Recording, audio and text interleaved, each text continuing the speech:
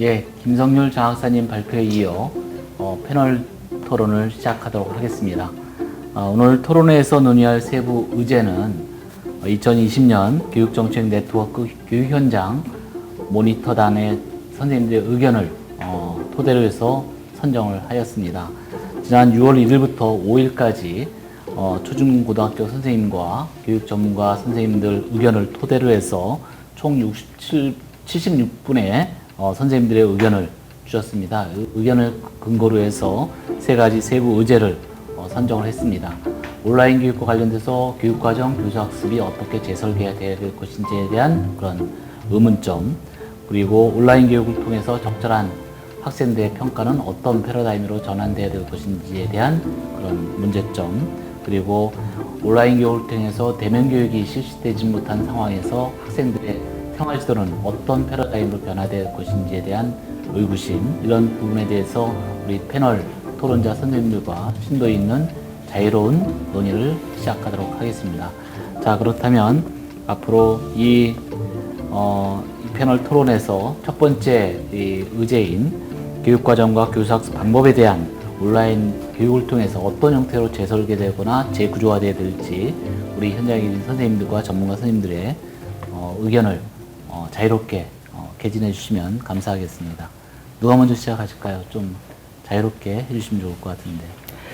저는 본격적인 김진숙 박사님 네, 먼저 말씀해 주시죠. 캐리스의 김진숙입니다.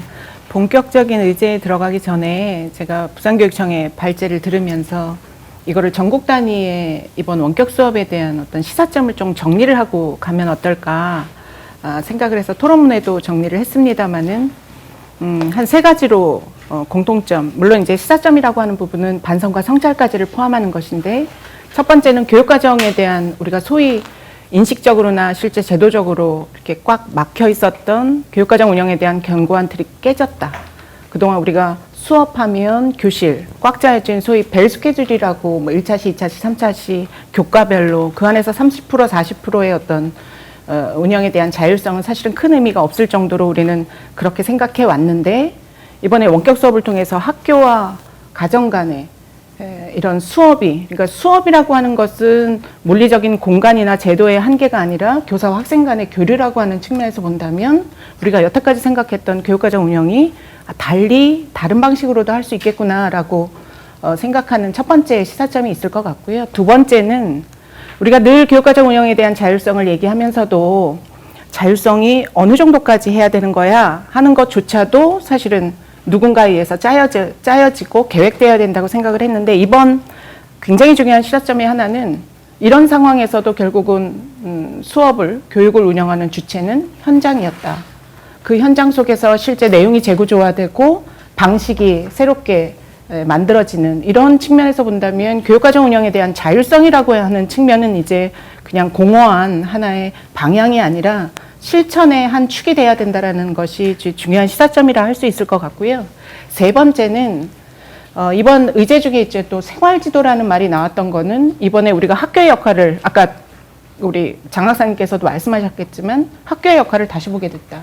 지식을 전달하는 역할이 아니라 소위 말하는 사회 정서적 학습 공동체, 그 안에서의 어떤 창의성도 개인의 창의성이 아니라 사회적 창의성을 함께 이루어 나가는 학습 공동체로서의 역할에 대해서 정말 모든 국민들이 인식했다는 것은 굉장히 중요한 것이고, 원래 변화나 혁신이라는 게 그냥 인식에서 그치면 변화나 혁신은 안 일어나고 그것이 실행되고 정착돼서 하나의 문화로 되면 우린 비로소 혁신이 돼야 된다고 하니까 지금 말한 세 가지 전체적으로 좀 종합해서 했던 이 세 가지만이라도 인식에서 그치지 않고 오늘 우리가 다양하게 토론하는 이런 구체적인 전략 하에서 정말 차기 교육 과정이든 단기적이든 중기적이든 반드시 좀 관철을 해야 되지 않을까, 이런 생각을 또 캐리스가 전체적인 이번 원격 수업을 하면서 서비스 접속 지원에 대한 문제도 있었지만 이런 생각을 공유할 수 있는 기회가 앞으로도 많이 있었으면 좋겠다는 생각을 다시 한번 하게 됩니다. 예, 감사합니다. 이번 온라인, 그러니까 코로나19로 인해서 온라인 교육이 확대되는 과정에서 사실상 EBS하고 캐리스가 상당 부분 큰 역할을 해주신 거에 대해서는 교육계에서는 큰 감사 말씀드리고요. 우리 김 박사님 말씀하셨듯이 코로나19가 어떤 우리가 의도적이고 계획된 어떤 변화 혁신보다도 탑다운 방식이 아니라 이 코로나19로 인해 자발적으로 학교 현장에서부터 이 변화가 일어나는 그런 부분은 굉장히 고무적인 그런 측면에서 시사점이 컸다. 그런 이제 어떤 긍정적인 측면에서의 어떤 시사점을 많이 얘기해 주신 것 같습니다. 우리 그 외에 또 우리 선생님들 학부모 입장에서 어떤 시사점을 받으시나요? 네, 이번에 이제 코로나19를 겪으면서 이제 선생님들도 앞서 말씀하셨듯이 학부모들도 학교를 다시 보게 됐다. 이렇게 이제 얘기를 드릴 수 있습니다. 학교가 너무 고마웠던 곳이었구나. 그런 생각을 이제 학부모들은 하게 됐습니다. 그러니까 그럼에도 불구하고 학부모들의 지금 상황을 한마디로 얘기하면 이러지도 못하고 저러지도 못하는 상황? 뭐 이렇게 얘기를 할 수 있고요. 그렇다고 해서 정말 생각보다 힘들다, 견딜 수 없을 만큼 힘들다, 그렇지는 않습니다. 이 상황이 당황스럽긴 하고 불편하긴 하나 이 상황을 학부모들도 함께 헤쳐나가야 되는 그런 지혜를 모아야 되는 이 주체이다 라는 거에는 다들 공감을 하고 있습니다. 학교마다 그럼에도 그동안 학부모들이 느꼈던 것은 학교마다 편차가 너무 크구나 이런 생각을 했었고요. 그리고 이제 교사마다 차이가 너무 많이 나는구나 이런 생각을 하게 됐습니다. 저도 중3 초등학교 6학년 이제 두 아이와 살고 있는데요. 다 달라요. 수업하는 방법도 다르고 수업에 임하는 아이들의 자세도 다르고 다 다릅니다. 이제 그러다 보니 저희가 학부모들이 이제 느끼는 아까 불편이라고 얘기를 했는데 이제 약간의 불편과 넘어서 이제 약간의 뭐라고 그래야 될까요? 이제 고민, 어려움, 이제 이런 것들에 대한 솔직한 마음도 좀 있습니다. 그래서 기존의 교과서 그리고 기존의 평가 방식이 포함된 시스템이 하나도 바뀌지 않으면 지금 수업 진행하고 있는 것에 대한 질을 담보하고 있는가 하는 의문이 늘 좀 들고 있는 상황입니다. 그래서 솔직하게 얘기하면 주변에 이번 사태를 겪으면서 사교육에 대한 의존도 유혹에 더 크게 느끼는 학부모들도 있습니다. 그래서 개별과외나 소수 정예 학원을 보내거나 그 문을 두드릴까 말까 주저하고 있는 학부모들도 솔직히 있고요. 그래서 어쨌든 이 상황을 다 함께 좀 극복해 가야 되지 않을까 하는 생각입니다. 예, 감사합니다. 우리 박남희 사무국장님이 학부모 입장에서 우리 대한민국이 이번 코로나19로 인해서 학교 교육의 중요성을 인식했다라는 부분은 아마 또 다른 어떤 측면에서 의미 있는 그런 시사점이 아닌가 생각을 합니다. 또한 학교 교육 내에서의 교사와 학생과의 이 교육을 우리가 주로 교육이라고 얘기했지만 학부모의 이 관여 내지는 이 어떻게 보면 참여 이 중요성이 이번 기회로 더욱 부각됐다는 것도 큰 의미가 있지 않나 생각을 합니다. 그럼에도 불구하고 학부모 입장에서 학교 간 교사 간의 격차 문제라든지 사교육비 확산에 대한 우려 이런 부분 향후 우리 이 코로나19 이후에 우리 교육계의 또 다른 쟁점으로서 우리 교육계가 같이 고민해야 될 큰 중요한 대목이 아닌가 생각합니다. 관련돼서 또 우리 현장에 계신 선생님들이 좀 얘기해 주실. 네, 제가 예.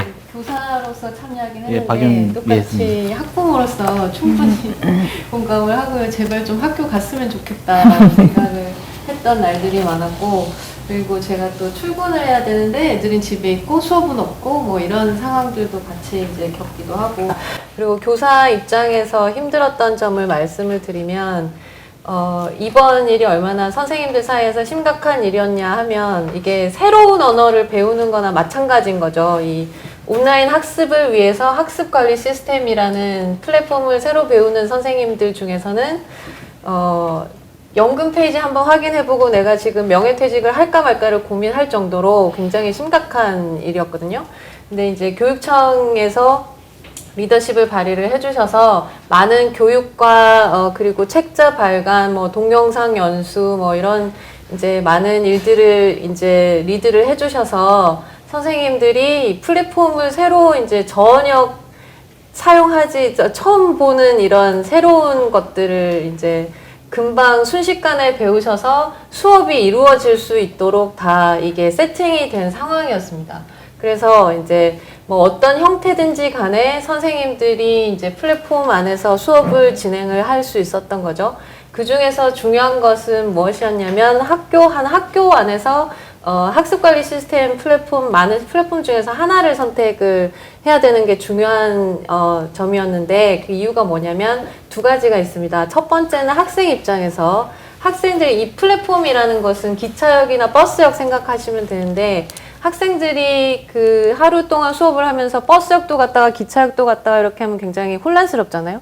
그래서 최소한 하나의 학교에서는 하나의 플랫폼을 선정을 해서 이제 그 플랫폼을 공유를 하면서 거기서 수업도 하고 이제 학급도 운영을 하고 동아리도 하고 이렇게 되어야 된다는 점이 있었고요. 그다음에 두 번째로 이제 플랫폼을 그 공통적으로 사용해야 되는 이유 중에 두 번째 큰 이유는 뭐냐면 선생님들이 이게 혼자서는 할 수 있는 일이 절대로 아닌 거죠. 그래서 선생님들끼리 서로 도울 수 있는 그런 학습 공동체라는 것이 자발적으로 많이들 생긴 거예요. 그렇게 되고 이제 서로 이제 지지를 해주고 뭐 이게 되는지 안 되는지 서로 한번 테스트해보고 이런 활동들을 하기 위해서는 한 학교에서 하나의 플랫폼을 선택을 했었어야 된다라는 그런 점이 있습니다.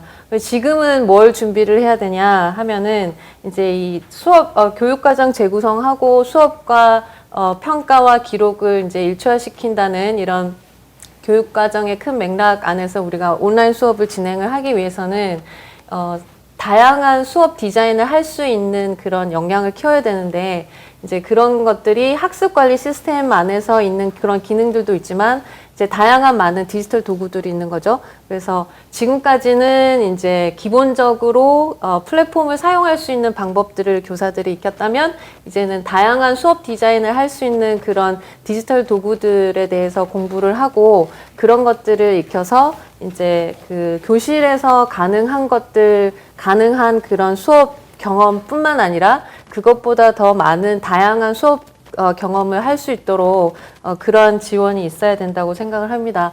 근데 그것보다 더 중요한 것은 무엇이냐면 아까 장학사님도 말씀하시고 이제 박사님도 말씀을 하셨는데 선생님들이 이런 디지털 도구의 기능에만 현혹돼서 이런 게 있구나, 이런 거 좋은 거 있네, 이런 것보다는 선생님들의 그 각자의 교육 철학, 내가 무엇을 어떻게 왜 우리 아이들에게 가르쳐야 하는가라는 그 가장 중요한 교육 철학이 기반이 되고 그 다음에 이런 도구를 사용해야 되겠다라는 결정이 이루어져야 된다고 생각합니다.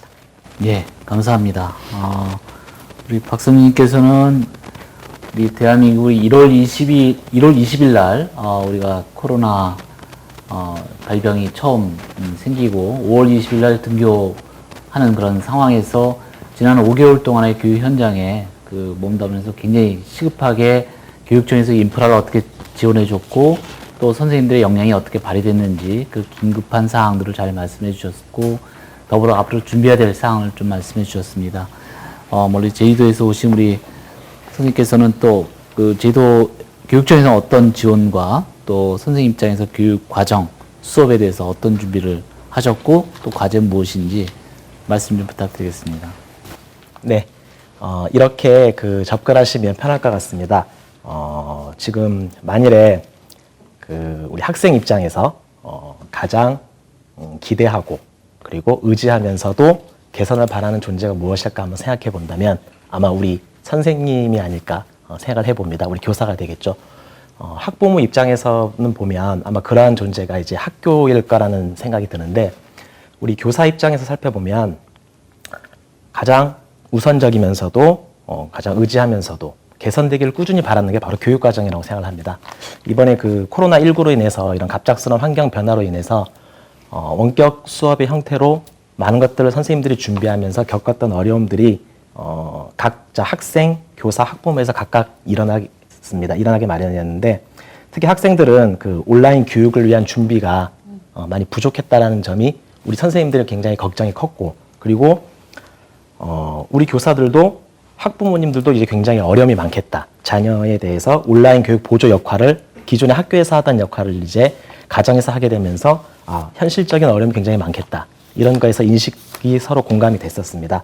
우리 선생님들도 역시 그 온라인 수업 준비에 있어서 시간적인 부담이라든지 자료 제작에 대한 어떤 기술적 수준에서 나오는 문제, 그리고 콘텐츠 활용 방법에 대한 노하우가 부족해서 준비가 덜 된 부분에 있어서 이런 교육 주체들이 코로나로 인해서 이제 고통을 받은 그 와중에서도 서로 이해를 했다는 점이 가장 큰 그래도 긍정적인 부분이 아니었나 이렇게 한번 생각을 해봅니다.